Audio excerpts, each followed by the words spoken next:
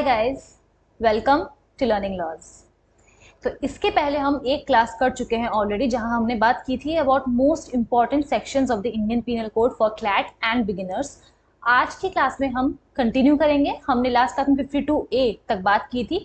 आज की क्लास में हम चैप्टर 3 एंड 4 कवर करेंगे, जहां पर हम बात करेंगे फ्रॉम सेक्शन नंबर 53 टू 106। तो चलिए क्लास के साथ शुरू करते हैं। तो देखिए, चैप्टर 3 जो है वो बात करता है about various kinds of punishment, कि आईपीसी में कैसे कैसे काइंड्स की पनिशमेंट दी गई है, कौन सी पनिशमेंट मिलती है, तब क्या होता है।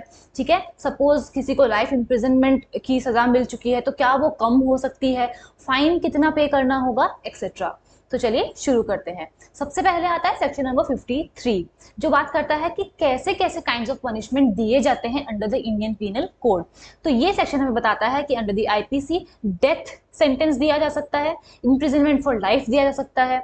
ऐसी इम्प्रिजनमेंट दी जा सकती है जो रिगरस भी हो सकती है और सिंपल भी हो सकती है। देखो, सिंपल इम्प्रिजनमेंट में क्या होता है कि कन्विक्ट के पास एक ऑप्शन होता है कि तुम काम करो या ना करो, वो तुम्हारे ऊपर डिपेंडेंट है। ठीक है, बट रिगरस इम्प्रिजनमेंट में क्या होता है, उसके पास कोई चॉइस नहीं होती है, उसे इम्प्रिजनमेंट करना होता है with hard labour, he has no other option. तो that is all about imprisonment which can be rigorous और सिंपल। ठीक है, हम जब भी कोई सेक्शन पढ़ते हैं तो वहां पर लिखा होता है, बहुत सारे सेक्शंस पे लिखा होता है that imprisonment with either description. इसके बारे में भी हम आगे अब डिस्कस करेंगे। तो वो ईदर डिस्क्रिप्शन का क्या मतलब है कि इम्प्रिजनमेंट रिगरस भी हो सकती है, सिंपल भी हो सकती है, और वो कौन डिसाइड करता है कैसी होगी, वो कोर्ट डिसाइड करता है। फिफ्थली बात करें तो फोरफीचर ऑफ प्रॉपर्टी एक अदर काइंड ऑफ पनिशमेंट जो आईपीसी में दी जाती है, मतलब प्रॉपर्टी जब्त कर लेना। And lastly fine. ठीक है, इसके पहले अगर मैं आपको बताऊं तो देखिए, ओमिट किया गया था क्लॉज 3। ठीक है, 1949 तक एक और होता था पनिशमेंट जो दिया जाता था आईपीसी के अंदर, वो था ट्रांसपोर्टेशन, बट वो बाद में ओमिट कर दिया गया। तो अब अगर हम बात करें तो 5 काइंड्स ऑफ पनिशमेंट दे सकते हैं under the Indian penal code: death sentence, imprisonment for life, imprisonment which can be simple और rigorous, forfeiture of property, and lastly fine. ये था हमारा पहला इंपॉर्टेंट सेक्शन, और ये आपको याद रखना जरूरी है कि कौन सी दी जा सकती है, बहुत बार पूछा जाता है एग्जाम्स में। अब आप आ जाओ सेक्शन नंबर 54 पे, which talks about commutation of sentence of death. तो देखो, कम्यूटेशन का क्या मतलब होता है? कम्यूटेशन का मतलब होता है जितनी पनिशमेंट मिली है उससे उसे कम कर देना। सपोज, तो सेक्शन 54 क्या कहता है? सेक्शन 54 कहता है कि जहां पर किसी इंसान को डेथ सेंटेंस सपोज मिली है, ठीक है, डेथ सेंटेंस उसके खिलाफ सेंटेंस पास हुआ है कि इस इंसान को डेथ सेंटेंस कोर्ट दे रही है। अब जो अप्रोप्रिएट गवर्नमेंट है उसको जरूरत नहीं है कन्विक्ट का कंसेंट लेने की। अप्रोप्रिएट गवर्नमेंट अपने आप उसकी जो ये डेथ सेंटेंस की सजा है उसको कम कर सकती है, मतलब उसको लाइफ इंप्रिजनमेंट तक ला सकती है। और वो कौन सा सेक्शन प्रोवाइड करता है? 54। सिमिलरली सेक्शन 55 बात करता है कि ऐसे केसेस जहां पर इम्प्रिजनमेंट फॉर लाइफ, किसी को इम्प्रिजनमेंट फॉर लाइफ का क्या मतलब है? जिंदगी भर, जब तक आप जिंदा हो तब तक आप रहोगे जेल में। ठीक है, तो इम्प्रिजनमेंट फॉर लाइफ में क्या कहा गया है कि अप्रोप्रिएट गवर्नमेंट है, उसे कंसेंट की जरूरत नहीं है कन्विक्ट की। जो अप्रोप्रिएट गवर्नमेंट है वो इम्प्रिजनमेंट फॉर लाइफ को कहां तक कम कर सकती है? 14 साल तक ला सकती है। ठीक है, ये दिया गया है अंडर सेक्शन 54। अब जो हमारे नेक्स्ट इंपॉर्टेंट सेक्शन है वो है section 57, which talks about fraction of terms of punishment. इस सेक्शन को हम पढ़ते हैं सेक्शन 511 के साथ। सेक्शन 511 क्या बात करता है? वो कहता है कि अगर आईपीसी में किसी भी पनिशमेंट के लिए अटेम्प्ट का अगर नहीं दिया गया है कि कितनी पनिशमेंट मिलेगी, तो उस ऑफेंस के उस मैटर में क्या होगा कि पनिशमेंट दी जाएगी under section 511 for attempt of any offence. ठीक है, तो सेक्शन 57 क्या कहता है? ये बात करता है फ्रैक्शंस ऑफ टर्म में। देखो, 511 कहता है कि ठीक है, अगर इन एनी केस किसी ने कुछ अटेम्प्ट किया है, ठीक है, कोई ऑफेंस, सपोज कोई भी आप ऑफेंस ले लो, उसका अटेम्प्ट किया है, तो आप उसको जो ऑफेंस के लिए इसको सजा मिल सकती है ना, उसका हाफ दे सकते हो, 1/2 आप उसको दे सकते हो। तो ये उसका फ्रैक्शन हो गया। सेक्शन 57 कहता है कि इन उन सब केसेस में जहां पर इम्प्रिजनमेंट फॉर लाइफ की बात होती है, इम्प्रिजनमेंट फॉर लाइफ हमने क्या पढ़ा? 14 साल तक होता है। तो ये बोल रहा है कि जहां पर भी ऐसा होगा, तो अब आप खुद समझिए कि अगर किसी व्यक्ति ने अटेम्प्ट किया है जहां पर उसने जो भी ऑफेंस अटेम्प्ट किया है उसके लिए पनिशमेंट टोटल होती 14 साल, तो उसका हाफ कितना हो जाएगा? हम बोले हम टिक करके आ जाएंगे, 7 साल हो जाएगा। बट नहीं, सेक्शन 57 कहता है कि जब भी हमें इम्प्रिजनमेंट फॉर लाइफ का फ्रैक्शन निकालना होगा तब हम ये लेकर चलेंगे कि इम्प्रिजनमेंट फॉर लाइफ 20 ईयर्स की होती है। ठीक है, तो 20 डिवाइडेड बाई 2 कितना हो जाएगा? उससे अगर अटेम्प्ट के लिए पनिशमेंट मिल रही है, हाफ सजा मिल रही है, तो उसे 20 डिवाइडेड बाई 2 10 साल की सजा मिलेगी। ये कहता है सेक्शन 57, और ये बहुत बहुत बहुत इंपॉर्टेंट सेक्शन है, आपको याद रखना है। Now let us come to section number 60। देखिए हम यहाँ पर मोस्ट इंपॉर्टेंट सेक्शंस की बात कर रहे हैं, इससे जो आपके हिसाब से इंपॉर्टेंट होगा बेसिक जो है मैं वही सब डिस्कस करूंगी इस क्लास में। नाउ सेक्शन 60 पे आते हैं। सेक्शन 60 क्या कहता है? सेंटेंस में be in either case of imprisonment Holi और पार्टली रिगरस और सिंपल। ठीक है तो हम जब भी कोई सेक्शन पढ़ते हैं उसमें लिखा होता है कि इस पर्सन को इम्प्रिजनमेंट फॉर सपोज इम्प्रिजनमेंट मिल रही है, वो रहेगा जेल में, ठीक है, with either description. Either description मतलब उसको सिंपल इम्प्रिजनमेंट भी मिल सकती है और इसको रिगरस इम्प्रिजनमेंट भी मिल सकती है। अब ये कौन डिसाइड करेगा उसे किस टाइप ऑफ इम्प्रिजनमेंट मिलेगा? वो कोर्ट डिसाइड करेगी। ठीक है तो कॉम्पिटेंट जो कोर्ट है वो खुद डिसाइड करेगी कि उसे सिंपल मिलना चाहिए इम्प्रिजनमेंट या रिगरस मिलना चाहिए।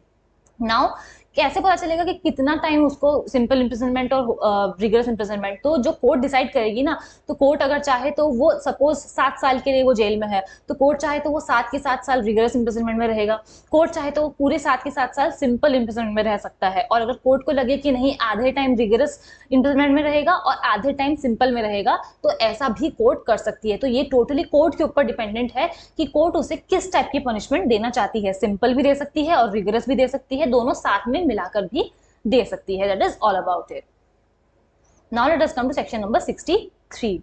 सेक्शन 63 क्या कहता है? Amount of fine. देखो अब हम लोग जब कोई कोई सेक्शंस पढ़ते हैं तो उसमें लिखा होता है ना कि इसे इतने इतने साल की सजा मिलेगी एंड फाइन, या फिर और फाइन लिखा होता है। अब बहुत सारे मैटर्स होते हैं जिसमें फाइन कितना देना है ये तो बताया ही नहीं गया है, तो इन दैट मैटर कितना फाइन कोर्ट उसके ऊपर इम्पोज कर सकती है? तो देखो इम्पोज तो कितना भी कर सकती है, ठीक है, फाइन तो कितना भी पे कर सकते हैं, अनलिमिटेड है, क्योंकि वहां पर दिया ही नहीं गया है, ठीक है, कि कितना मैक्सिमम अमाउंट ऑफ फाइन। जिस जिस मैटर्स में नहीं दिया गया है कि हाँ इतना मैक्सिमम अमाउंट ऑफ फाइन नहीं दे सकते हैं, तो उन केसेस में क्या होता है कि कोर्ट डिसाइड करती है कि कितना फाइन देना है, बट वो एक्सेसिव नहीं होना चाहिए। वो अनलिमिटेड हो सकता है बट वो एक्सेसिव नहीं होना चाहिए। ठीक है तो और ये जो कोर्ट डिसाइड करती है वो बहुत सारे सर्कमस्टांसेस को मद्देनजर रखते हुए ही डिसाइड करती है, इसीलिए यहाँ पे कहा गया है कि जो अमाउंट ऑफ फाइन है वो अनलिमिटेड तो हो सकता है बट वो एक्सेसिव नहीं होना चाहिए। ठीक है आई थिंक आपको ये बात समझ में आ गई और आप हमेशा ध्यान रखना है। ठीक है कई बार कंफ्यूज करने के लिए पूछा जाता है तो हम भी भावना में बह के कर देते हैं कि ठीक है अमाउंट ऑफ फाइन तो कितना भी हो सकता है, नहीं अमाउंट तो आप ये बस इतना याद रखो, it can B unlimited but shall not be excessive. अब आ जाओ दूसरे सेक्शन पे। तो सेक्शन 64 किसके बारे में बात करता है? Sentence of imprisonment for non payment of fine. अब सपोज करो कि किसी ने रॉबरी कमिट किया था, ठीक है, रॉबरी किया और उसको इम्प्रिजनमेंट भी मिल गया और साथ में कोर्ट ने बोला कि अब तुम फाइन भी दोगे। अब वो पर्सन जो है वो फाइन पे नहीं करते हैं, तो अब आगे क्या? अगर वो फाइन पे नहीं करेगा तो आगे क्या हो सकता है? उसको उस फाइन को ना पे करने की वजह से एक्सेसिव इम्प्रिजनमेंट मिल सकता है। एक्सेसिव इम्प्रिजनमेंट मतलब जो उसने क्राइम किया था उसके लिए तो उसको सजा मिलेगी ही मिलेगी, इन एडिशन टू डेथ उसको जो उसने फाइन नहीं पे किया है उसके लिए भी उसको इम्प्रिजमेंट में रहना पड़ेगा। मैंने यहाँ पे आपके लिए एग्जांपल लिख के रखा है। Suppose a person got imprisonment for 10 years, उसने उसे 10 साल की सजा मिली, ठीक है, और वो फाइन नहीं पे करता है जो कोर्ट ने उसके ऊपर इम्पोज किया था, तो अब कोर्ट डिसाइड करेगा कि उसे कितनी सजा मिलेगी। ठीक है उसकी भी लिमिट्स दी गई है बट हमारे लिए अभी वो जरूरी नहीं है, तो मैं वो डिस्कस अभी नहीं करूंगी। ठीक है तो कोर्ट डिसाइड करेगा कि उसे नॉन पेमेंट ऑफ फाइन के लिए कोर्ट कितने दिनों की या कितने सालों की सजा वो देना चाहती है एज पर दी लॉ, और फिर उसके बाद जो 10 साल की सजा उसे मिली है प्लस जो उसे सजा नॉन पेमेंट ऑफ फाइन के लिए मिली है वो मिलाकर के उसे उतने दिनों के लिए उसे जेल में रहना होगा। That is all about section number 64। I am trying my best कि मैं आपको एकदम सिंपल वे में आपको ये सारी बातें समझा पाऊं। तो चलिए अब आते हैं सेक्शन नंबर 73 पे। सेक्शन 73 किसके बारे में बात करता है? Solitary confinement. तो देखो जैसे किसी सपोज कोई पर्सन है उसे अब रख दिया गया है जेल में, ठीक है, तो वहां क्या हो सकता है ना कि उसे सॉलिटरी कन्फाइनमेंट मिल सकता है। Solitary confinement if I am not wrong जिसे काल कोठरी भी बोलते हैं, if I am not wrong, तो वहां पर क्या होता है ना कि वो पर्सन को अकेले में रखा जाता है, एक अंधेरे कमरे में उसे अकेले रखा जाता है, उसमें वो अपनी सजा काटता है। ठीक है तो सॉलिटरी कन्फाइनमेंट जैसे भी पनिशमेंट होती है, तो सपोज कोई पर्सन चला गया है कोर्ट चला गया है जेल और उसे सॉलिटरी कन्फाइनमेंट मिल गई, तो क्या उसे कितने दिनों के लिए उसे रखा जा सकता है ये भी तो डिसाइड करना होगा ना। आप एक पर्सन को हमेशा के लिए तो आप ऐसे बंद कमरे में रख नहीं सकते ना कि एक छोटी सी खिड़की के साथ आप उसको बंद कमरे में अंधेरे में रख दो, ऐसा तो पॉसिबल है नहीं, ये तो इनह्यूमन हो जाएगा। तो इसीलिए आईपीसी ने डिसाइड करके रखा है कि आप कितने दिनों के लिए उस पर्सन को रख सकते हो। तो आईपीसी क्या कहता है? सॉलिटरी कन्फाइनमेंट में आप कितने दिन रख सकते सकते हो? देखो, अगर उस पर्सन को 6 महीने की सजा मिली है, ठीक है, उस पर्सन ने कोई क्राइम किया है जिसके लिए उसे 6 महीने की सजा मिली है, तो आप उस पर्सन को 1 महीने के लिए सॉलिटरी कंफाइनमेंट में रख सकते हो। सपोज कोई पर्सन है जिसने 6 महीने से 1 साल तक की सजा उसे मिली है, ठीक है, कोई क्राइम किया जहां उसे 6 महीने से लेकर 1 साल तक की सजा मिली, तो इन दैट केस उसे 2 महीने तक वो लोग सॉलिटरी कंफाइनमेंट में रख सकते हैं, ठीक है। एंड इन केस उसने 1 साल, उसकी जो इम्प्रिजनमेंट है वो 1 साल से ऊपर की है, एक्सीडिंग 1 ईयर है, ठीक है, 1 साल से ज्यादा की उसे सजा मिली है, तो वो उसे 3 महीने के लिए सॉलिटरी कंफाइनमेंट में रख सकते हैं। अब ये सवाल उठता है कि क्या उसे 1 महीना लगातार रखेंगे, क्या उसे 2 महीने या 3 महीने या 4 महीने, क्या उसे लगातार सॉलिटरी कंफाइनमेंट में रखेंगे? इसका जवाब हमें देता है सेक्शन नंबर 74, जो बात करता है लिमिट ऑफ सॉलिटरी कंफाइनमेंट की। तो ये क्या कहता है?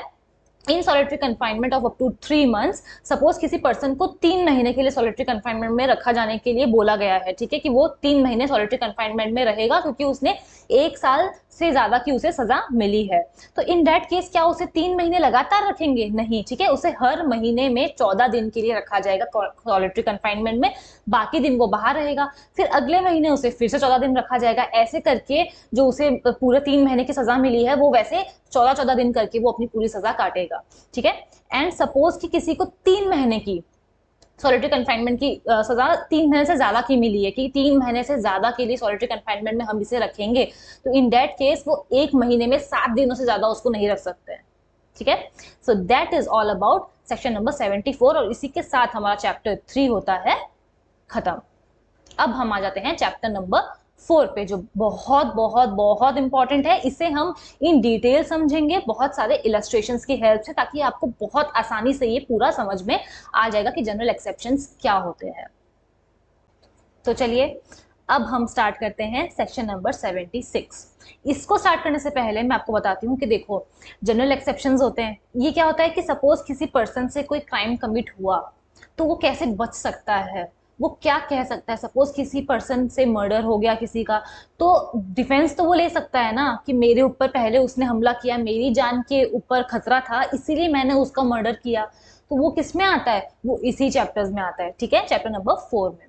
तो चलिए अब हम इसको डिस्कस करते हैं। तो पहला जो जनरल एक्सेप्शन है वो होता है मिस्टेक। अब देखो, मिस्टेक ऑफ फैक्ट भी होता है, मिस्टेक ऑफ लॉ भी होता है। तो ये तो भैया साफ साफ कहा गया है कि mistake of law is not an excuse. इसका मतलब क्या है कि मैं किसी और कंट्री में गई हूँ, ठीक है, सपोज कि गोल्ड आप एक सर्टेन क्वांटिटी में ही लेके जा सकते हैं। अब मैं वहां पहुंच गई, तो इंडिया से तो मैं निकल गई, बट उस कंट्री में जाकर के मुझे पकड़ लिया गया और वो कह रहे हैं कि आपकी जितनी लिमिटेड क्वांटिटी आप ला सकते थे गोल्ड की, आप उससे ज्यादा लेकर आए हो, आप स्मगलिंग कर रहे हो, आपको पकड़ लिया। अब आप वहां पे कहते हो कि यार मिस्टेक ऑफ लॉ हो गया मुझसे, तो मुझे तो पता ही नहीं था क्योंकि मैं इस कंट्री में रहता ही नहीं हूँ। तो कानून क्या कहता है? Mistake of law is not an excuse. अगर आप अपनी कंट्री में रहते हैं और आप दूसरी कंट्री में जा रहे हैं, तो यू आर बाउंड कि आपको उस कंट्री के लॉज भी पता होने चाहिए। तो ये तो हो गया मिस्टेक ऑफ लॉ।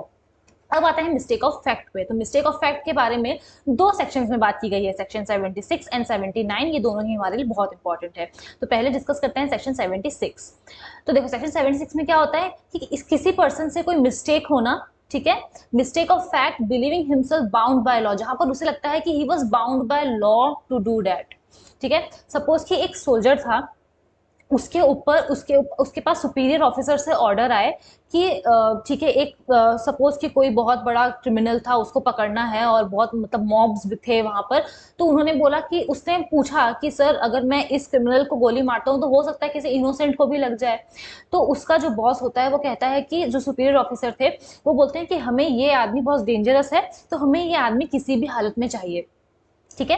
तो अब जो वो बेचारा सोल्जर होता है वो क्या करता है, वो गोली चला देता है मॉब पे। अब उसके ऊपर तो लगती नहीं है जिसको उसे मारना था, और गलती से किसी इनोसेंट के ऊपर लग जाती है। तो क्या उसे कोर्ट में सजा मिल जाएगी? क्या उसे जेल में बंद कर देंगे कि तुम्हें गोली चलानी किसी और पे थी, तुमने चलाई किसी और पे? नहीं, उसे नहीं मिलेगी, क्योंकि he can claim it another general exception. क्योंकि यहाँ पर उसे लगा था कि जो भी वो कर रहा है, he was bound by law to do that. उसके सुपीरियर ऑफिसर के ऑर्डर्स थे कि तुम्हें ये करना है, ठीक है। सो इसलिए वो इसके सेक्शन 76 के अंडर वो मांग सकते हैं डिफेंस। अब आ जाओ सेक्शन नंबर 79 पे। यहां पर बात होती है मिस्टेक ऑफ फैक्ट की, बट जहां पर उस इंसान को लगता है कि he is justified by law to do that. वो क्या था? ये था बाउंड बाय लॉ, मतलब लॉ से वो बाउंड है कि उसे वो करना ही पड़ेगा। बट ये जो मिस्टेक ऑफ फैक्ट है 79 में जिसके बारे में हम बात करेंगे, वो कहता है वेयर द पर्सन थॉट कि he is justified by law. देखो इसको मैं एग्जांपल की मदद से समझाती हूँ तो आपको आसानी से समझ में आएगा। तो देखो एक बार होता क्या है ना कि एक पर्सन होता है, सपोज मैं हूँ, ठीक है, मैं कहीं पे जा रही थी और रास्ते में मुझे कोने में मैंने मुझे दिखा कि एक कोई लड़का है और वो किसी और को मार रहा है। अब मुझे देख के लगा कि वो उसका मर्डर कर रहा है, तो मुझे लगा कि अगर कानून की नजरों में देखे तो यही सही होगा कि मैं इस केस को रिपोर्ट करूं, नहीं तो ये इस पर्सन को मार देगा। तो मैं क्या करती हूँ, मैं कैसे जैसे जाकर के उस लड़के को पकड़ लेती हूँ जो मार रहा था दूसरे लड़के को, और उसे पुलिस वालों तक पहुंचा देती हूँ, ठीक है, जो कॉम्पिटेंट अथॉरिटीज थे वहां तक मैं उसे पहुंचा देती हूँ कि देखिए ये इस इंसान का मर्डर करते हुए मैंने इसे देखा है। अब जब वो बात आगे बढ़ी तो पता चला कि वो उसका मर्डर नहीं कर रहा था, जो दूसरा पर्सन था ना उसने पहले उसके ऊपर जानलेवा हमला किया, और फिर वो तो खुद बेचारा right to self defence exercise कर रहा था, ठीक है। तो क्या अब मुझे जेल में डाल दिया जाएगा कि तुम गलत इंसान के ऊपर तुमने मर्डर का केस लगाया, चार्ज लगाया? नहीं, ऐसा नहीं होगा, ठीक है, क्योंकि यहाँ पर मैंने जो कुछ भी किया ना, मुझे लग रहा था कि कानून की नजरों में यही सही है कि मैं इस क्राइम को होते हुए रिपोर्ट करूं। मुझे थोड़ी पता था कि वो मर्डर नहीं कर रहा है, वो सेल्फ डिफेंस अपना यूज कर रहा है, ठीक है। तो इसमें मैं डिफेंस क्लेम कर सकती हूँ under section 79 of the Indian penal code. ऐसे ही मैं एग्जांपल्स देके आपको ये सारे समझा दूंगी, तो आप देखना बहुत आसानी से सारे सेक्शंस आप समझ जाओगे। अब आ जाओ सेक्शन 80 पे। सेक्शन 80 बात करता है about our second general exception, जो बात करता है अबाउट एक्सीडेंट। अब एक्सीडेंट क्या होता है? दुर्घटना, है ना। तो सेक्शन 80 बात करता है accident in doing a lawful act. आप कोई सही काम कर रहे थे, आप कोई गलत काम नहीं कर रहे थे, ठीक है, और लॉफुल एक्ट करते वक्त आपसे अगर कोई एक्सीडेंट हो जाता है या कोई मिसफॉर्च्यून हो जाता है, एक्सीडेंट और misfortune, and without any criminal intention, आपका कोई इंटेंशन नहीं था कि आप किसी को जान से मार देना चाहते हो, आप अपना काम कर रहे थे, बट अचानक से कोई एक्सीडेंट होता है जिसकी वजह से किसी इंसान की मौत हो जाती है या उसे बहुत गहरी चोट लग जाती है, तो आप डिफेंस क्लेम कर सकते हैं अंडर सेक्शन 80। ये बोलते थे कि ये प्योरली एक एक्सीडेंट था। एग्जाम्पल क्या है कि एक पर्सन होता है, वो इंडस्ट्री में, वो फैक्ट्री में काम करता है, ठीक है, तो उसके बाद हथौड़ा होता है। हथौड़ा कैसा होता है कि जो उसका जो स्टिक होता है वो तो वुडन होता है, और जो उसके ऊपर होता है वो आयरन का होता है ना। तो एक बार क्या होता है कि वो बेचारा मार ठोक ठोक करके वो कुछ काम कर रहा होता है फैक्ट्री में, और जब वो कर रहा होता है ना तो उसे पता नहीं चलता है, ठीक है, उसे पता नहीं चलता है, वो तो बेचारा अपना काम कर रहा है, और अचानक से जो ऊपर का जो आयरन वाला भारी पार्ट होता है ना, वो उससे अलग हो जाता है, और वो जैसे ही पीछे लेके जाता है वो उड़ के जाके हवा में जाकर पास में ही एक और बेचारा इंसान काम कर रहा होता है उसके सिर पे जाके गिरता है और उसकी मौत हो जाती है, ठीक है। तो क्या यहाँ पर जो इंसान हथौड़े से काम कर रहा था उसका क्रिमिनल इंटेंशन था कि जो मेरे बगल में बैठा है उसे मुझे ऐसे मारना? नहीं। क्या वो कोई गलत काम कर रहा था? नहीं, वो कोई गलत काम नहीं कर रहा था, वो बेचारा अपना काम कर रहा था। और ऐसे में अगर कोई ऐसा ऑफेंस हुआ है, एक्सीडेंट हुआ है कि उसकी मौत हो गई है, तो वो डिफेंस ले सकता है अंडर सेक्शन 80 कि ये तो प्योरली एक एक्सीडेंट था। बट इसमें एक और एग्जांपल है कि एक बार क्या होती है, एक औरत होती है, ठीक है, आई होप आपको समझ में आया ना। एक औरत होती है, वो अपने बच्चे को बेलन से मार रही होती है, जोर जोर से खूब मार रही होती है अपने बच्चे को, ठीक है। और फिर क्या होता है, उसके आसपास उसके बहुत सारे दोस्त भी रहते हैं, वो बाहर, घर के बाहर मार रही होती है, तो वो बेचारे बच्चे आ जाते हैं, वो डर जाते हैं, वो बोलते हैं अरे आंटी हमारे दोस्त को छोड़ दो। अब बेलन से मारते मारते वो क्या करती है, जोर से बेलन फेंकती है, वो फेंकना चाहती है अपने बेटे पे, बट वो बेलन जाके गिर जाता है किसी और बच्चे पे, ठीक है, और वो बच्चे को बहुत गहरी चोट लगती है सिर पे और वो मर जाता है वो बच्चा। तो क्या ये एक एक्सीडेंट था? मेरा सवाल आपसे है। तो देखो ये एक्सीडेंट नहीं था। क्यों नहीं था? बिकॉज वो जो इतने बेरहमी से अपने बच्चे को बेलन से मारे जा रही थी, वो एक लॉफुल एक्ट नहीं था। जहां पर वो इंसान अपनी फैक्ट्री में हथौड़े से काम कर रहा था बेचारा, वो एक लॉफुल एक्ट था, ठीक है। बट यहाँ जो ये औरत बेलन से अपने बच्चे को मार रही थी बेरहमी से, ये लॉफुल एक्ट नहीं था, इसीलिए वो नहीं कह सकती है कि ये एक्सीडेंट हो गया कि मैं तो अपने बच्चे को मार रही थी, गलती से किसी और के बच्चे को लग गई, वो ये डिफेंस क्लेम नहीं कर सकती है, ठीक है। It is as simple as that. अब हम आगे बढ़ते हैं और सेक्शन नंबर 81 के बारे में बात करते हैं। सेक्शन नंबर 81 हमारे थर्ड जनरल एक्सेप्शन के बारे में बात करता है, वो है नेसेसिटी। नेसेसिटी मतलब जब जरूरत हो, जरूरत पड़े, ठीक है, जरूरी था ऐसा करना। इसका बहुत एक फेमस एग्जाम्पल है, आपने भी सुना होगा। एक बार क्या होता है कि एक बहुत बड़ा वेसल होता है स्टीम वेसल होता है, सॉरी, तो उसका जो कैप्टन होता है वो जाकर देखता है कि सामने कोई, मतलब बहुत बड़ी सी, आप टाइटेनिक जैसा सीन आप सोच लो, ठीक है, तो कोई बहुत सामने कोई बहुत बड़ा कोई ऑब्जेक्ट है कि उससे अगर वो टकराएंगे तो पूरी जो वेसल है वो तहस नहस हो जाएगी। उस वेसल में करीब 1000 लोग होते हैं, ठीक है, उस वेसल में, तो वो सोचता है कि अगर ये टकरा गई तब तो बहुत भारी भरकम लॉस हो जाएगा। तो अब वो ये सोचता है कि जब तक वो उस ऑब्जेक्ट तक पहुंचे उसके पहले या तो मैं राइट साइड घुमा लूं या तो मैं अपनी वेसल को लेफ्ट साइड घुमा लूं, दो ही ऑप्शन है। तो वो ये देखता है कि अगर वो राइट साइड घुमाए अपनी वेसल को तो वहां पर एक नॉर्मल और बोट जा रही होती है, ठीक है, उस बोट में 20 से 25 लोग होते हैं। और वो देखता है अगर वो लेफ्ट साइड घुमाता है तो वहां से भी एक बोट जा रही है, बस उस बोट में कम लोग हैं, सिर्फ 2 ही लोग हैं। तो अब उसके लिए जरूरी तो है, वो भिड़ तो सकता नहीं है जाकर के कि चलो ठीक है कोई बात नहीं, मेरे क्योंकि उसके ऊपर जिम्मेदारी है ना, 1000 लोगों की जिम्मेदारी उसके ऊपर है, तो वो सीधा जाकर के तो हिट नहीं कर सकता है उस ऑब्जेक्ट को। तो अब उसे डिसीजन लेना ही पड़ेगा, या तो राइट या लेफ्ट। अब वो ये सोचता है कि अगर मैं राइट गया तो 30 लोगों की जान जा सकती है, और अगर मैं लेफ्ट गया तो सिर्फ 2 लोगों की जान जाएगी। हालांकि जान जा रही है, बट क्योंकि यहाँ पर नेसेसिटी है एक बहुत बड़े हार्म को प्रिवेंट करने के लिए, ठीक है, तो वो ऐसा डिसीजन ले सकता है। और अगर ये मैटर कोर्ट में जाता है तो वो क्लेम कर सकता है नेसेसिटी, कि मेरी जरूरत थी, अगर मैं ये नहीं करता तो और बहुत बड़ा हार्म हो सकता था, मेरे जो वेसल में 1000 लोग थे वो मरते, साथ में जो इस तरफ जो बोट जा रही थी जिसमें 30 लोग थे वो मरते। तो मैंने सोचा कि 1000 प्लस 30 लोग मरे, इससे बढ़िया ये है कि सिर्फ 2 लोगों की जान जाए, ठीक है। तो इसे कहते हैं necessity and it is a general exception under the Indian penal code. अब आ जाओ सेक्शन नंबर 82 पे, which talks about act of a child under 7 years of age. अब इसका मतलब क्या है, इसे हम सिंपल लीगल टर्म में बोलते हैं डॉली इनकैपेक्स, मतलब 7 साल के अंदर के जो बच्चे होते हैं जो 7 years से कम होते हैं वो कोई ऑफेंस नहीं कर सकते हैं। क्यों नहीं कर सकते हैं वो? क्योंकि इतनी उनके अंदर समझ नहीं होती है, ठीक है। 7 साल से कम उम्र के बच्चे बहुत मासूम होते हैं, तो वो कोई भी क्राइम कमिट नहीं कर सकते हैं, और यही दिया गया है सेक्शन 82 के 7 साल से कम उम्र के बच्चे क्राइम कमिट नहीं कर सकते हैं। अगर वो उनसे हो भी जाता है तो नथिंग इज एन ऑफेंस जो वो बच्चा कर रहा है। अब सिमिलरली सेक्शन 83 भी इसी के बारे में बात करता है, बच्चों के बारे में, बट ये बात कर रहा है act of a child above 7 years of age and under 12 years of age, मतलब 7 से 12 साल के उम्र के बच्चों के यहाँ पे बात हो रही है, ठीक है। तो ये सेक्शन क्या कहता है कि जहां पर बच्चा 7 साल से ज्यादा का है और 12 साल से कम का है, अगर उस बच्चे ने कोई ऐसा सपोज कोई क्राइम किया है तो पहले वो ये समझेंगे कि क्या उसके अंदर सोचने समझने की क्षमता थी, और अगर थी, ठीक है, अगर पता चल जाता है कि हाँ वो मेच्योर्ड था, उसे पता था कि वो जो कर रहा है वो गलत है, और वो जो कर रहा है उसे पता था कि उसका इल्जाम क्या हो सकता है, बट स्टिल उसने अगर किया है तो फिर उसे सजा मिल सकती है, ठीक है। तो 7 साल से 12 साल की उम्र में अगर उस बच्चे की सोचने समझने की क्षमता थी, मेच्योरिटी थी उसमें कि वो जो क्राइम कर रहा है वो किस नेचर का है, आगे क्या होगा, तो इसमें क्या होगा कि उस बच्चे को पनिशमेंट मिल सकती है। बट अगर ये प्रूफ हो जाए कि वो बच्चा बेचारा मासूम था, उसकी उसमें कोई गलती नहीं है, तो उसमें उसको सजा नहीं मिलेगी। आपको मैं 2 एग्जाम्पल्स की हेल्प से इसको समझाती हूँ। एक बार एक 10 साल का बच्चा होता है, वो अपनी मम्मी के साथ अपनी मदर के फ्रेंड के घर पे जाता है, ठीक है। तो बच्चा जाके वहां पे खेलता है, टाइम स्पेंड करता है। फिर खेलते खेलते ना वो जाके देखता है कि एक जगह जो उसकी मम्मी की दोस्त होती हैं उसने रखा होता है अपना गोल्ड का चेन।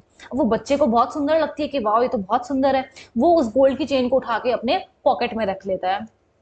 अब क्या होता है कि वो जाने का टाइम हो जाता है, तो वो अपने घर पहुंच जाता है। अब वो अपने घर पहुंचा और फिर उसने निकाला अपने पॉकेट से, और फिर उसने पॉकेट से निकाल करके उसको अपने टॉयज में जाके रख दिया, जहां पर उसका टॉयज रखे होते हैं वहां उसने जाकर के रख दिया।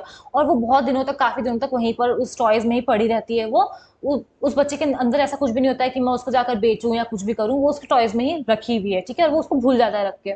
अब उसकी जो दोस्त है वो उसके ऊपर केस कर देती है कि उस दिन यही लोग आए थे, उस दिन से मेरी इतनी महंगी गोल्ड चेन गायब है, तो इन्होंने ही किया है ये, ठीक है। इसके बच्चे ने किया है, आप इसको पकड़ लो, इसने चोरी करी है। तो वहां पर कोर्ट ने क्या देखा, कोर्ट ने देखा कि उस बच्चे के अंदर इतनी मेच्योरिटी ही नहीं थी। अगर उसे चोरी करनी होती तो वो चोरी करके उस चेन को बेच सकता था, बट क्या उसने बेचा? उसने नहीं बेचा, उसने जाके सिंपली अपने टॉयज में रख दिया। इसका मतलब उसकी मेच्योरिटी नहीं थी, उसको नहीं लगा था कि जो वो कर रहा है वो एक ऑफेंस है, इसलिए उसको यहाँ पे पनिशमेंट नहीं मिलेगी। बट सेकंड सिचुएशन ये कि सपोज कि वो बच्चा उस गोल्ड चेन को लेके आता, उसने घर में आके देखा कि अच्छा मेरे साथ ये गोल्ड चेन आ गई है, और वो अगले दिन जाकर के उस गोल्ड चेन को बेच देता है और बेच के पैसे ले लेता है। तो यहाँ पर कोर्ट को क्या दिख रहा है कि साफ साफ उस बच्चे के अंदर मेच्योरिटी है, वो समझ पा रहा है कि वो जो कर रहा है वो एक चोरी है, और वो उसको बेच करके उससे पैसे ले सकता है। उसे सब कुछ समझ में आ रहा है, जहां पर उस बच्चे को सब कुछ समझ में आ रहा है, तो in that case that child can be held liable for that offence, ठीक है। तो 7 साल से 12 साल के लिए ये दिया गया है जनरल एक्सेप्शन। अब आ जाते हैं अनसाउंडनेस ऑफ माइंड पे। Unsound act of a person of unsound mind क्या कहता है कि अगर एक पर्सन अनसाउंड माइंड का है और उससे कोई क्राइम कमिट हो जाता है जहां पर उसे बिल्कुल पता नहीं होता है कि वो जो कर रहा है वो क्राइम है, he is incapable of knowing the nature of the act, तो इन ऐसे केसेस में उस पर्सन ऑफ अनसाउंड माइंड को लायबल नहीं ठहराया जाएगा। ठीक है। अब आ जाओ सेक्शन नंबर 85 एंड 86 पे, जो बात करता है व्हाट इंटॉक्सिकेशन। इंटॉक्सिकेशन मतलब नशा। ठीक है।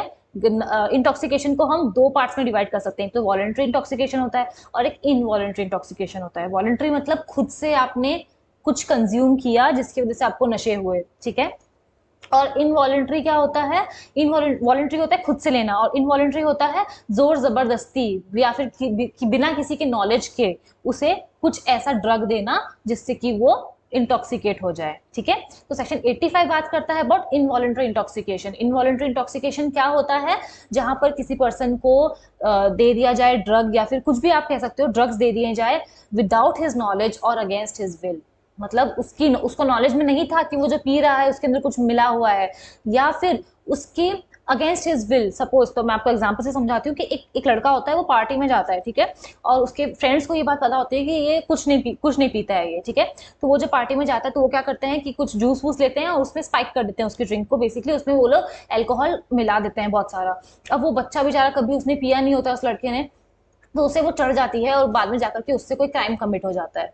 ठीक है। बाद में जाकर उससे कोई क्राइम कमिट हो जाता है, तो यहाँ पर that person will not be held liable. क्यों? बिकॉज उसने उसके अंदर जो वो इंटॉक्सिकेट हुआ था, वो नशे में हुआ था, it was administered to him without his knowledge. उसको पता ही नहीं था कि वो जो पी रहा है उसमें क्या है। और ऐसी हालत में अगर उस बेचारे से कुछ हो जाता है तो इसके लिए वो जिम्मेदार नहीं है, बिकॉज उसको he was incapable of knowing the nature. उसको पता ही नहीं था वो क्या कर रहा है वो गलत है, या उसको कुछ सुध बुध ही नहीं था। हम जिसको बोल सकते हैं कि सुध बुध ही नहीं थी इस इंसान को कि वो क्या कर रहा है। ठीक है। और दूसरा है against his will. Against his will मतलब जोर जबरदस्ती। जैसे सपोज कि एक लड़का था, वो किसी पार्टी में गया और फिर उसके दोस्तों ने कि नहीं आज तो तुझे लेना ही पड़ेगा, तो उसने मना कर दिया कि नहीं मैं नहीं पीता हूँ। तो उसके दोस्तों ने क्या किया, 5-6 लोग आए, उसका हाथ और पैर पकड़ लिए और उसके बॉडी में कोई ड्रग इंजेक्ट कर दिया। तो और वो बेचारा बोलता रहा नहीं मुझे छोड़ दो मुझे छोड़ दो। इसका मतलब क्या था? It was administered to him against his will. तो ये होता है इनवॉलंटरी इंटॉक्सिकेशन। और ऐसी हालत में अगर कोई इंसान कोई क्राइम कमिट करता है तो he can't be held liable. अब आ जाओ वॉलंटरी इंटॉक्सिकेशन पे, यानी कि खुद से पीना। ठीक है। तो जहां पर भी कोई इंसान खुद से इंटॉक्सिकेट हो रहा है और फिर उससे कोई क्राइम हो जाता है, हालांकि वो भी सोचने समझने की विचार उसमें नहीं है, बट यहाँ पर उसको पता था कि वो नशे कर रहा है और इसकी वजह से थोड़ी देर बाद में उसको चढ़ जाएगी और वो नहीं समझ पाएगा कि वो क्या कर रहा है क्या नहीं कर रहा है। ठीक है। तो जहां पर भी कोई इंसान खुद से इंटॉक्सिकेट हो जाता है, ऐसी सिचुएशन में क्या होता है, that person can be held liable. या सपोज करो कि एक लड़का था, वो पार्टी में जा रहा है, वापस से मैं वो सेम एग्जांपल दे रही हूँ आपको। तो एक लड़का है, वो पार्टी में जा रहा है, जाता है वो पार्टी में, और उसके दोस्त उसको ऑफर करते हैं कि लो एक बार ले लो, तो फिर वो मना कर देता है। दूसरी बार बोलते हैं तो वो मना कर देता है कि नहीं नहीं मैं नहीं पीऊंगा। तीसरी बार में उसके दोस्त उसको वो ग्लास पकड़ा देते हैं उसके हाथ में, वो सोचता है कि चलो ठीक है इतना बोल रहे हैं तो ले लेता हूँ, तो वो उसको ले लेता है। तो हालांकि उसने 2 बार मना किया था, बट ये इनवॉलंटरी इंटॉक्सिकेशन नहीं है। क्यों नहीं है? क्योंकि यहाँ पर उसको पता था, तीसरी बार जब उसने उसकी सिप ली, उसने पूरी ग्लास खाली की, तब उसको पता था कि वो अल्कोहल कंज्यूम कर रहा है। ठीक है। तो उसे कहेंगे वॉलंटरी इंटॉक्सिकेशन। और वॉलंटरी इंटॉक्सिकेशन के बाद वो जब कोई इंसान वॉलंटरीली इंटॉक्सिकेट हो जाए उसके बाद अगर वो कोई ऑफेंस करता है तो उसके लिए उसको सजा मिलेगी। अब आ जाओ सेक्शन नंबर 87 पे, विच टॉक्स अबाउट कंसेंट। तो सेक्शन 87 क्या कहता है कि जहां पर कोई पर्सन जो 18 साल से ज्यादा का है, 18 ईयर्स के अबव कोई पर्सन है, जहां पर उसने कंसेंट दी है, इट कैन बी एक्सप्रेस्ड और इट कैन बी इम्प्लाइड। उसने कंसेंट दी है to suffer that harm, in that case अगर कुछ भी हो जाता है उस पर्सन को तो that person will not be held liable. For example, boxing के लिए कोई पर्सन जाता है, 21 साल का है वो, और बॉक्सिंग कंपटीशन हो रहा होता है, तो वो होता है 21 साल का और एक और कोई आदमी होता है। तो फिर वो फॉर्म वॉर्म सब कुछ साइन कर देता है, वो बोलता है कि ठीक है मैं इसके साथ लड़ने के लिए तैयार हुआ। बॉक्सिंग क्या है? बहुत इंटेंस गेम है एक। उसमें उसको पता है कि अगर सामने वाले का मतलब वो प्रेशर वो ज्यादा रहा, उसने उसको जोर से गिरा दिया, मार दिया, तो वो मर भी सकता है, उसको इस बारे में पता है। और फिर भी वो वहां पर गया खेलने के लिए, बॉक्सिंग करने के लिए गया, और फिर उसको चोट लग जाती है, इतनी गहरी चोटें लगती है कि वो उसको रिकवर नहीं कर पाता है और उसकी डेथ हो जाती है। तो इन दैट केस क्या उसके जो लीगल एयर्स हैं, उसके घर वाले हैं, वो केस कर सकते हैं सामने वाले पे कि इसने इसको मारा? नहीं, वो नहीं कर सकते हैं, बिकॉज वो बॉक्सिंग खेलने के लिए, वो बॉक्सिंग करने के लिए वो खुद गया था अपना कंसेंट देकर। ठीक है, so that is all about section number 87। अब आ जाओ सेक्शन नंबर 88 में, जहां पर बात होती है अबाउट गुड फेथ। जहां पर भी कोई पर्सन किसी और के लिए गुड फेथ में काम करता है, उस पर्सन की कंसेंट के साथ। देखो याद रखना कंसेंट के साथ, बिकॉज अभी हम पढ़ने भी वाले हैं आगे बिना कंसेंट के। ठीक है, तो 88 बात करता है good faith with consent. For example एक सर्जन था, उसको ऑपरेशन करना था किसी का। ठीक है, वो सामने जो पेशेंट था वो बहुत दर्द में था, तो उसको ऑपरेशन करना था। तो उसने उस पेशेंट से लिया कंसेंट लिया उसने कि देखो मैं आपके ऊपर ही ऑपरेशन करने जा रहा हूँ, बट ये बहुत जानलेवा हो सकता है आपकी डेथ भी हो जाए, तो आप एक काम करो, साइन कर दो। तो वो पेशेंट बोलता है कि चलो ठीक है, मैं आपको कंसेंट देता हूँ, आप मेरे ऊपर ऑपरेशन कर दो। और वो ऑपरेशन करता है, बट वो उस पेशेंट को बचा नहीं पाता है। तो क्या यहाँ पर डॉक्टर को हम लोग लाइबल हेल्ड कर देंगे? नहीं, नहीं करेंगे, क्योंकि उन्होंने जो किया उसके उस इंसान के अच्छे के लिए किया, गुड फेथ में आकर के किया और कंसेंट के साथ किया, इसलिए that surgeon can not be held liable. Now let us come to section number 89, जो बात करता है act done in good faith for benefit of a child और insane person by the consent of a guardian. तो यहाँ पर हमने देखा नॉर्मली, ठीक है, कि किसी पर्सन से कंसेंट लेकर के और गुड फेथ में काम करना। 89 बात करता है उस केस की जहां पर बात हो रही है 12 साल से कम उम्र के बच्चों की और पर्सन ऑफ अनसाउंड माइंड की। तो ऐसे केसेस में क्या होता है, जो बच्चे 12 साल से कम उम्र के हैं या फिर पर्सन ऑफ अनसाउंड माइंड है, तो उनका कंसेंट कौन देता है? उनके गार्जियन देंगे, या फिर जिन भी व्यक्ति के पास उसका लॉफुल चार्ज है वो देगा उसका कंसेंट। ठीक है, तो अगर उनका कंसेंट लेकर उनके ऊपर कुछ ऑपरेशन किया जाता है या फिर कुछ भी किया जाता है उनके गुड फेथ के लिए, बट एज अ रिजल्ट उनकी मौत हो जाती है या उनको ग्रीवियस कोई डिजीज हो जाती है, हर्ट हो जाता है, तो इन दैट केस वो गार्जियन या फिर वो लॉफुल जो इंचार्ज थे उस बच्चों के, they can not be held liable, and जो पर्सन ने उनका कंसेंट लिया था वो भी they can not he can not be held liable as well. इसका एग्जाम्पल अगर मैं दूं, तो एक बच्चा होता है वो बहुत बीमार होता है। ठीक है, एक छोटा सा बच्चा होता है वो बहुत बीमार होता है, तो अब वो बच्चा तो कंसेंट दे नहीं सकता है, बिकॉज 18 साल से कम उम्र के में उसका उसका कोई कंसेंट नहीं होगा। तो वो बच्चा कंसेंट दे नहीं सकता है, तो उस बच्चे के जो पेरेंट्स होते हैं वो कंसेंट देते हैं, वो कंसेंट लेटर पे साइन कर देते हैं हॉस्पिटल के, और बोलते हैं कि ठीक है आप ये ऑपरेशन कर दो। तो वो जो डॉक्टर्स होते हैं पहले ही बता देते हैं कि देखो ये बहुत खतरनाक ये जो ऑपरेशन है, और हो सकता है कि बच्चे की जान चली जाए, बट पेरेंट्स बोलते हैं कि नहीं, आप अपनी पूरी कोशिश करना और हम चाहते हैं हमारा बच्चा बच जाए। तो क्या वो चाहते थे यहाँ पे कि उनका बच्चे की मौत हो जाए? नहीं, वो नहीं चाहते थे। सर्जन ने ऑपरेशन किया, क्या वो चाहता था कि वो बच्चे की मौत हो जाए? नहीं, उन सब लोगों ने गुड फेथ में काम किया कि हमारा बच्चा बच जाना चाहिए, बट यहाँ पर वो नहीं बचा। ठीक है, तो क्या होगा यहाँ पे? यहाँ पर ये कि दैट पर्सन जिसने वो ऑपरेशन किया है, ही can not be held liable, because उसने कंसेंट लेने के बाद ऑपरेशन किया था और वो कंसेंट उनके लीगल गार्जियन या कोई भी हो सकते हैं उनका था। That is all about it. अब आओ सेक्शन नंबर 90 पे। सेक्शन नंबर 90 बात करता है consent known to be given under fear और मिसकंसेप्शन, फर्स्ट पार्ट। तो जहां पर भी ये सेक्शन बात करता है कब कंसेंट कंसेंट नहीं होता है, when consent is no consent.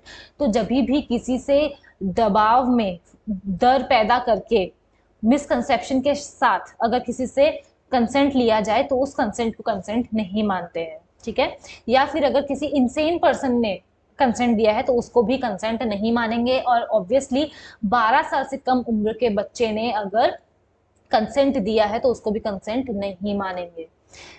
छोटा सा एग्जांपल अगर मैं आपको दे सकती हूँ कि एक लड़की थी सॉरी, एक लड़की थी, तो उसके साथ कोई लड़का जोर जबरदस्ती करता है। ठीक है, और फिर वो उसको बोलता है कि I want to be physical with you, तो वो लड़की उसे मना कर देती है वो उसे। तो वो बोलता है कि देख, अगर तूने कंसेंट नहीं दिया तो मैं तेरे साथ जोर जबरदस्ती करूंगा और तेरी जो पिक्चर्स है वो वायरल कर दूंगा। और वो बच्ची फियर में आ जाती है, वो लड़की जो है वो फियर, उसे डर होता है कि अगर उसने कंसेंट नहीं दिया तो फिर उसके साथ बहुत कुछ बुरा हो सकता है, तो फिर वो कंसेंट दे देती है। बट ऐसे कंसेंट को हम कंसेंट अंडर लॉ नहीं मानते हैं। ठीक है, that is all about section number 90। याद रखना, ये बात करता है about consent of in 3 situations, जहां पर कंसेंट फियर या मिसकंसेप्शन से लिया जाए, जहां पे कंसेंट इंसेन पर्सन का हो, जहां पे कंसेंट चाइल्ड का हो जो 12 साल से कम उम्र का है।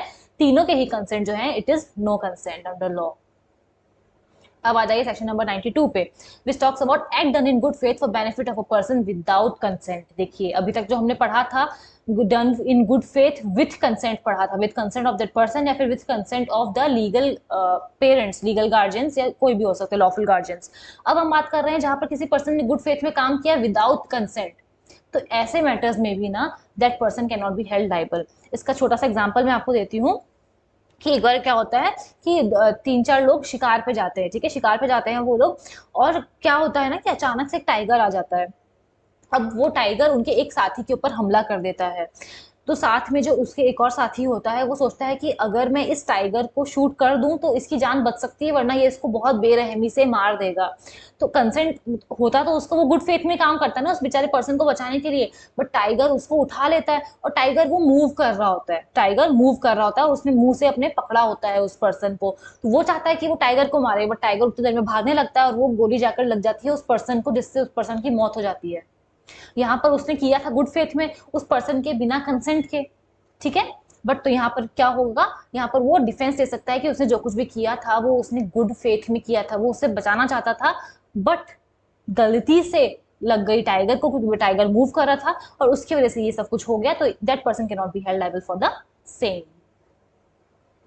अब आ जाइए सेक्शन नंबर 93 में, विच talks about communication made in good faith. तो जहां पर भी कोई कम्युनिकेशन किसी पर्सन को किया जाए, कोई बात कम्युनिकेट की जाए गुड फेथ में आकर, और उसके बाद सपोज उसको सुनकर उस पर्सन को कुछ हो जाए, तो जिस पर्सन ने उससे वो बात कम्युनिकेट की थी that person can not be held liable, क्योंकि उसने उसने सोचा कि वो उसके बेनिफिट के लिए है और उसने गुड फेथ में ये काम किया है। फॉर एग्जाम्पल एक सर्जन होता है, ठीक है, उसे पता होता है कि अगर मैंने ऑपरेशन किया तो 90% 95% चांसेस है कि ये पर्सन मर जाएगा, और सिर्फ 5% ही चांसेस है कि ये पर्सन जिंदा रहेगा। उसे लगता है कि अगर मैं इसे पहले ही बता दूं ऑपरेशन करने के, तो हो सकता है इसके कोई अधूरे काम हो जो ये पहले पूरे कर दे, ठीक है, कोई विल बनानी हो, कुछ भी, किसी को कुछ इन्फॉर्म करना हो तो ये कर दे। तो वो बेचारा गुड फेथ में उसको जाकर के सारी बातें बता देता है कि देखो मैं आपको ऑपरेट तो करने जा रहा हूँ, बट 95% यही चांसेस है कि आप जिंदा नहीं रह पाओगे। और वो आदमी जब उसकी ये बात सुनता है तो उसको शौक आ जाता है, उसको हार्ट अटैक आता है, फिर वो मर जाता है। तो इन दैट केस क्या हम उस सर्जन को लाइबल हेल्ड कर सकते हैं? नहीं, that surgeon can not be held liable, because उसने जो भी कम्युनिकेशन दिया it was made in good faith for the benefit of that person. He can claim defence under section 93। अब आइए सेक्शन नंबर 94 पे। 94 बात करता है act to which a person is compelled by threats, ठीक है। जहां पर भी किसी पर्सन ने कोई ऑफेंस कमिट किया है, बट वो ऑफेंस मर्डर नहीं होना चाहिए, और कोई भी ऐसा ऑफेंस नहीं होना चाहिए जो पनिशेबल हो with death against the state के खिलाफ कोई पनिशमेंट ऑफेंस नहीं होना चाहिए, और मर्डर नहीं होना चाहिए। उसके अलावा अगर किसी पर्सन ने कोई ऑफेंस कमिट किया है, ठीक है, जो कि उसने किया क्यों, डर की वजह से कि अगर मैंने ये ऑफेंस कमिट नहीं किया तो ये मुझे तुरंत मार देंगे, तो ऐसे केस में अगर उस पर्सन से कोई ऑफेंस कमिट वो करता है तो ही can not be held liable for the same, वो बच जाएगा अगर वो ये डिफेंस ले लेता है अंडर सेक्शन नंबर 94। एग्जाम्पल मैं आपको कैसे बताऊं, एक चाबी, ताला चाबी बनाने वाला एक पर्सन होता है। अब एक बहुत खतरनाक एक गांव होता है, वहां पर एक मतलब वो लुटेरे फेमस होते हैं, ठीक है, कि वो जहां पर भी जाते हैं लूटपाट करते हैं, वहां पर मतलब वो लोग जान से ही सबको मार देते हैं, ठीक है। अब वो क्या करते हैं, वो जाकर पकड़ लेते हैं उस ताला चाबी पकड़ बनाने वाले को, और वो कहते हैं कि तुमको हमारे साथ चलना है और एक घर का ताला तोड़ना है। वो मना कर देता है, वो बोलते हैं कि अगर तूने नहीं तोड़ा तो तुझे पता ही तेरे साथ क्या होगा, तो जिंदा नहीं छोड़ेंगे हम। अब उसको क्या है, इंस्टेंट डेथ का फियर है, एप्रीहेंशन वो कर सकता है कि अगर मैंने इनका साथ नहीं दिया तो ये मुझे जान से मार देंगे। तो वो उनके साथ जाता है जहां पर वो लोग डकैती करने जा रहे होते हैं, और फिर वहां जाकर के वो ताला तोड़ देता है, ठीक है। वैसे तो ताला तोड़ना का क्या मतलब हुआ कि वो भी उसकी उनकी हेल्प कर रहा है डकैती करने में, बट नहीं, यहाँ पर वो ले सकता है डिफेंस अंडर सेक्शन नंबर 94, और वो कह सकता है कि मैंने जो कुछ भी किया था वो मैंने under the fear of instant death किया था। तो ऐसे केस में उसे वो छूट जाएगा, ठीक है, उसे कोई भी पनिशमेंट नहीं मिलेगी। And then is section number 95 which talks about act causing slight harm, मतलब छोटी मोटी बातों पे कोर्ट ध्यान नहीं देता है। सपोज मैंने किसी को थप्पड़ मारा या किसी ने मुझे थप्पड़ मारा, ठीक है, तो छोटे मोटे थप्पड़ मारने के लिए क्या आप कोर्ट तक पहुंच जाओगे? नहीं ना, आपस में ही सलटा लो उस बात को। तो इसलिए सेक्शन नंबर 95 कहता है कि जहां पर भी छोटी मोटी कोई ऐसी ऑर्डिनरी सेंस वाली बात होती है कि जहां पर जो नॉर्मल पर्सन होगा, कोई ऑर्डिनरी सेंस का पर्सन होगा या ऑर्डिनरी टेम्पर का पर्सन होगा, वो अगर कोई कंप्लेंट ना करे, किसी ने किसी को छेड़ा, कुछ सुनाया, कुछ टॉन्ट मारा, तो इसे छोटी छोटी बातों में अगर ऐसा कोई जो अगर नॉर्मली कोई पर्सन होता वो उस पर रिएक्ट नहीं करता, तो ऐसे केसेस में कोर्ट ज्यादा ध्यान नहीं देती है, ठीक है, और उन्हें मिल सकता है offence defence under section number 95 की। छोटी सी बात थी, अगर इसकी जगह इस पर्सन की जगह कोई नॉर्मल पर्सन होता तो वो इतना रिएक्ट नहीं करता। That is all about section number 95। चलिए अब लास्ट के हमारे 10 सेक्शंस बचे हैं विच talks about right of private defence.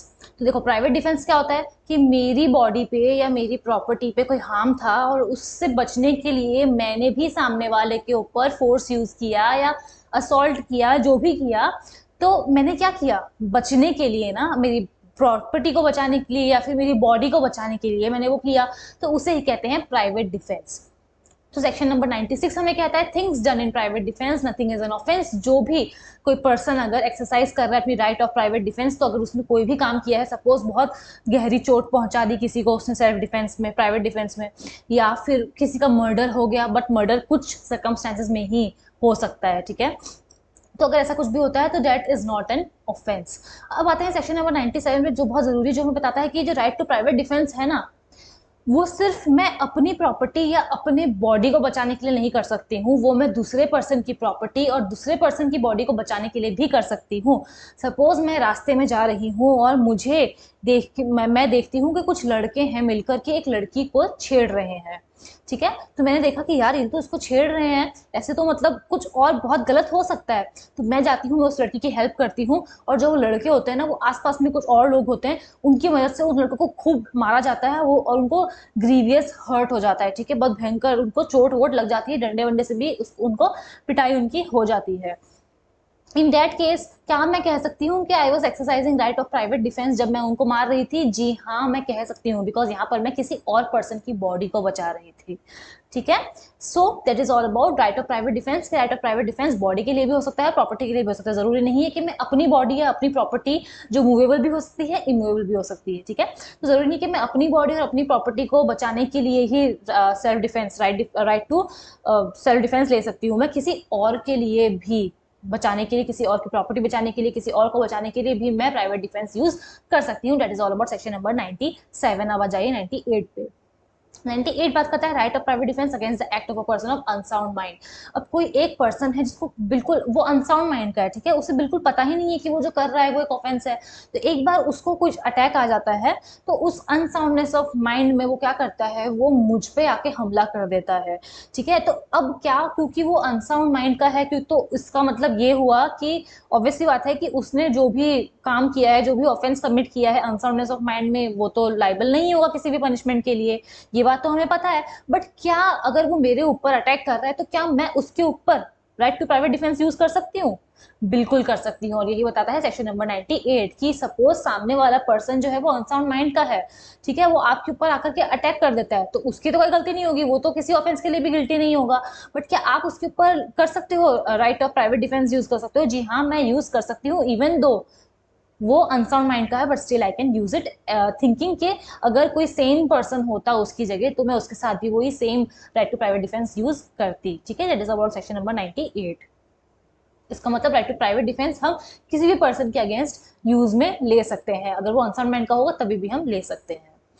Now let us come to section number 99 जो हमें बताता है कब प्राइवेट डिफेंस आप नहीं यूज कर सकते हैं, ठीक है। तो सपोज कोई पब्लिक सर्वेंट है जो गुड फेथ में अंडर द डायरेक्शन काम कर रहा है, ठीक है, उसके ऊपर डायरेक्शंस है, वो ऑफिस के अपने ऑफिस की तरफ से काम कर रहा है वो, तो इन दैट केस उसके ऊपर कोई भी प्राइवेट डिफेंस यूज नहीं कर सकता है। सपोज एक पुलिस वाला था, वो पहुंचते पहुंचते पहुंचता है एक पर्सन के पास जो कि बहुत खतरनाक होता है, वो उसे पकड़ लेता है, ठीक है, वो पकड़ के उसको एक पकड़ के थप्पड़ लगाता है वो उसको, सपोज, ठीक है, तो उसमें क्या होता है कि क्या वो पर्सन उसको मार सकता है उस पुलिस वाले को ये बोल करके कि इसने मेरे ऊपर असॉल्ट किया? नहीं, क्योंकि वो एक पब्लिक सर्वेंट है, वो इतना खतरनाक पर्सन था, उसने उसे पकड़ा, ठीक है, वो काम कर रहा था अपने ऑफिस के लिए, ठीक है, और ऐसे टाइम पे अगर किसी पब्लिक सर्वेंट ने ऐसा कुछ किया है तो एक्टिंग इन गुड फेथ, तो इसका मतलब कि उन्होंने कोई क्राइम कमिट नहीं किया है। इसके जगह अगर आपको दूसरा एग्जाम्पल दूं तो आप ये समझ सकते हो कि कुछ लड़के होते हैं, कुछ लड़कियों को छेड़ रहे होते हैं, तो उस पॉइंट पे वो पुलिस वाले पहुंचते हैं, उन लड़कों को पकड़ के खूब उनकी धुलाई करते हैं, तो क्या वो लड़के बोल सकते हैं कि इस पुलिस वाले ने हमारे पर असॉल्ट किया है? वो ये नहीं बोल सकते हैं, ठीक है, वो नहीं बोल सकते हैं, क्योंकि वो एक पब्लिक सर्वेंट है, they are acting in good faith, तो उनके खिलाफ कोई भी प्राइवेट डिफेंस यूज नहीं होगा, ठीक है, तो वो लड़के पलट के उनको नहीं मार सकते हैं। और दूसरी बात ये कि आप प्राइवेट डिफेंस तब यूज बिल्कुल नहीं कर सकते हो जब आपके पास टाइम था पब्लिक अथॉरिटीज के पास जाने का। एग्जाम्पल अगर मैं दूं तो सपोज मैं किसी को कहती हूँ कि आज तो मैं तुझे जान से मार दूंगी, रुक जा, मैं अपने घर जाकर अपनी गन लेकर आती हूँ, ठीक है, अब उस पर्सन के पास क्या टाइम था कि वो वहां से भाग सकता था, वो पुलिस को जाके कह सकता था कि देखो इस पर्सन ने मुझे धमकी दी है कि वो मुझे जान से मार देगा, बट वो पुलिस के पास गया ही नहीं। और फिर जब मैं पहुंचती हूँ गन लेकर के, तब फिर वो मेरे ऊपर सेल्फ डिफेंस वो अपना यूज कर रहा है, राइट टू प्राइवेट डिफेंस, तो क्या वो कर सकता है? वो नहीं कर सकता है, क्योंकि उस टाइम पे उसके पास रिकोर्स था कि वो खुद को प्रोटेक्ट कर सकता था, वो वहां से भाग सकता था, वो पब्लिक अथॉरिटीज को बता सकता था, बट उसने वो नहीं किया, तो इसलिए उसको कोई प्राइवेट डिफेंस का डिफेंस नहीं मिलेगा। और दूसरी बात, जो इंपॉर्टेंट बात हमें सेक्शन नंबर 99 बताता है, वो ये कि जब भी आप किसी पर्सन के ऊपर right to self defence, right to private defence आप यूज कर रहे हो, तो वो जो आप उसको जो हार्म जो आप उसको दे पहुंचा रहे हो, वो उससे ज्यादा नहीं होना चाहिए जितना हार्म उसने पहुंचाया है आपको, ठीक है? सपोज किसी पर्सन ने मुझे थप्पड़ मारा, अब मैं प्राइवेट डिफेंस अपना यूज करना चाहती हूँ, तो मैं भी उसको एक थप्पड़ मार सकती हूँ। तो बट अगर सपोज उसने मुझे थप्पड़ मारा, तो क्या उसकी एक थप्पड़ मारने पर मैं उसकी जान ले सकती हूँ? क्या मैं उसका मर्डर कर सकती हूँ और ये कह सकती हूँ कि मैं तो अपनी right to private defence use कर रही थी? मैं नहीं कर सकती, बिकॉज यहाँ पर जो मैं बदले में उसे हार्म इन्फ्लिक्ट कर रही हूँ उसके ऊपर, वो बहुत ज्यादा है, नेसेसरी नहीं था। एक थप्पड़ के बदले एक थप्पड़ भी मार सकती थी मैं, या फिर ना मारती तो बेटर होता, बट मैंने उसकी जान ले ली, तो वो यहाँ पर प्राइवेट डिफेंस उसे नहीं मिलेगा, ठीक है? That is all about section number 99। अब आ जाओ इंपॉर्टेंट सेक्शन पे, जो है सेक्शन नंबर 100, जो बात करता है कि कब आप राइट टू प्राइवेट डिफेंस अपनी बॉडी को बचाने के लिए या किसी और की बॉडी को बचाने के लिए आप यूज कर सकते हो, जहां पर आप किसी पर्सन की डेथ भी कर सकते हो, ठीक है? तो वो सारे कैसे कैसे सिचुएशंस है वो हम देख लेते हैं जल्दी जल्दी से, आप थोड़ा सा इनको याद रखना, जो एक जिस्ट बना लो कि हाँ ये हो सकता है, तब आप right to private defence use करते वक्त अगेंस्ट द बॉडी आप किसी और पर्सन की डेथ भी कॉज कर सकते हो। नंबर 1, जहां पर आपको अप्रीहेंशन हो रहा है, कुछ ऐसा असॉल्ट हो रहा है जहां पर आपको अप्रीहेंशन हो रहा है कि ये जो असॉल्ट है इसके होने से मेरी डेथ हो सकती है या किसी और पर्सन की डेथ हो सकती है, तो जहां पर भी अप्रीहेंशन ऑफ डेथ है as a result of an assault, तो मैं किसी पर्सन की जान ले सकती हूँ। दूसरी बात, जहां पर मुझे अप्रीहेंशन है कि ऐसे असॉल्ट की वजह से मुझे ग्रीवियस हर्ट हो सकता है, ग्रीवियस हर्ट की डेफिनेशन भी आगे आईपीसी में दी हुई है, जब हम ग्रीवियस हर्ट पढ़ेंगे तब हम इसको डिस्कस करेंगे। तो ग्रीवियस हर्ट, सपोज किसी पर्सन को अप्रीहेंशन हो रहा है कि इस असॉल्ट की वजह से हो सकता है, तो वो उसकी जान ले सकता है। तीसरा, अगर कोई पर्सन किसी का रेप कर रहा है, ठीक है, तो उसकी जान ली जा सकती है under the right of private defence. अगर कोई पर्सन अपने अननेचुरल लस्ट को सेटिस्फाई कर रहा है, तो ऐसे अगर सपोज कोई असॉल्ट हो रहा है, तो in that case also right to private defence use करके उस पर्सन को मारा जा सकता है। उसके बाद आता है किडनैपिंग और अबडक्शन। कहीं पर किडनैपिंग और अबडक्शन अगर हो रहा है, तो ऐसे केस में भी जहां पर असॉल्ट हो रहा है, जैसे जिसकी वजह से पता लग रहा है कि अब हमारा किडनैपिंग और अबडक्शन हो सकता है, हमें उठाकर ले जाया जा सकता है, तो इन दैट केस ऑल्सो उस पर्सन की डेथ हम कॉज कर सकते हैं under the right of private defence. या फिर ऐसा कोई असॉल्ट हो रहा है, सिक्सली कोई ऐसा असॉल्ट हो रहा है जहां पर मुझे पता चल रहा है कि इस पर्सन का इंटेंशन है कि ये पहले मुझे मारेगा, फिर मुझे जाके रॉन्गली कन्फाइन कर देगा कहीं पर, कि मैं वहां से कहीं पर भाग के निकल नहीं पाऊंगी, मैं वहां से पुलिस को इन्फॉर्म नहीं कर पाऊंगी। ऐसे केसेस में मैं कर सकती हूँ उस पर्सन की डेथ जो मेरे साथ जोर जबरदस्ती कर रहा है। एंड लास्टली, अगर कोई पर्सन मेरे ऊपर ऐसे थ्रो करने के लिए आया है या अटेम्प्ट कर रहा है या फिर मुझे एडमिनिस्टर करने आया है एसिड, तो in that case also I can cause death of that person, and मैं कह सकती हूँ कि मैं अपना प्राइवेट डिफेंस यूज कर रही थी, ठीक है? That is all about it. But आप डेथ कॉज कर सकते हो प्राइवेट डिफेंस यूज करते वक्त बस इन्हीं मेंशन क्लॉजेज में, इसके अलावा कोई और सिचुएशन होती है तो आप किसी की डेथ कॉज नहीं कर सकते। That is all about it. 103 किसके बारे में बात करता है? Where the right of private defence of property extends to causing death, ठीक है? तो यहाँ पर क्या होता है कि आप right to private defence use कर सकते हो प्रॉपर्टी को बचाने के लिए, खुद की या किसी और की, जहां पर आप किसी की डेथ भी कॉज कर सकते हो, बट वो इन चारों मेंशन्ड सिचुएशंस में से एक होनी चाहिए। That is all about section number 103।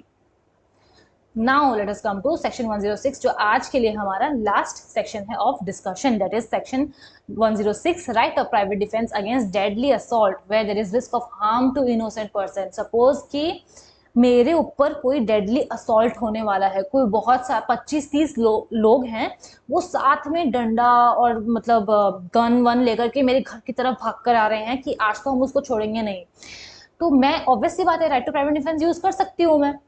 But यहाँ पे ट्विस्ट क्या है कि उस मॉब के साथ जो भाग के आ रहे हैं उसमें कुछ बच्चे भी इन्वॉल्व है, कुछ छोटे बच्चे जो कि इनोसेंट है, वो बस ऐसे ही वहां पर खड़े होकर देख रहे हैं, ठीक है? अब मेरा केस सिचुएशन ये है कि अगर मुझे उन लोगों के ऊपर शूट करना है, उस मॉब के ऊपर शूट करना है, तो हो सकता है कि मेरे शूट करने की वजह से कुछ इनोसेंट लोगों की भी जान चली जाए।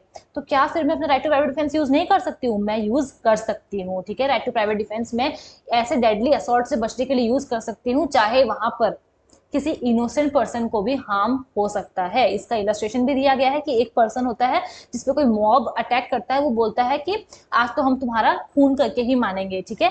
अब अगर वो अपना प्राइवेट डिफेंस यूज करेगा तो वो ऐसे ही नहीं कर सकता है। अगर वो फायर करता है तो कुछ यंग चिल्ड्रंस की, बच्चों की जान जा सकती है जो उस मॉब के साथ ही मिले हुए थे। वो कुछ कर नहीं रहे थे बट वो वहां पर मौजूद थे, ठीक है।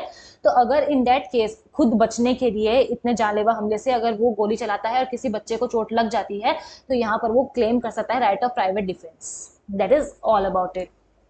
सो इसी के साथ हमारी आज की क्लास खत्म होती है। मिलते हैं अगली क्लास में आगे डिस्कस करते हुए most important sections of the Indian penal code. तब तक के लिए हैप्पी रीडिंग्स।